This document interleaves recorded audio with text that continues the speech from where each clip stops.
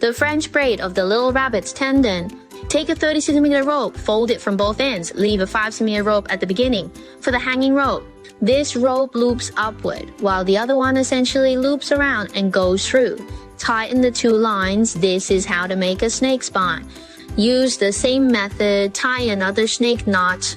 Tie 2 snake knots, thread a bead with a hole of 6mm.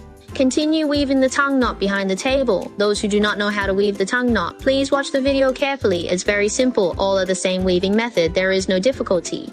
Make 2 tip knots, take out one of the rope heads, melt it with a lighter, pull the silk and bend it with your hand, forming a hook shape.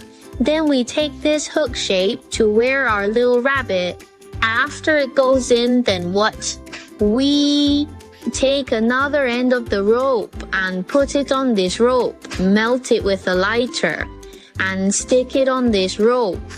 Then gently tug this rope. After bringing the end of the rope over, separate the 2 threads at both ends, tighten the rope.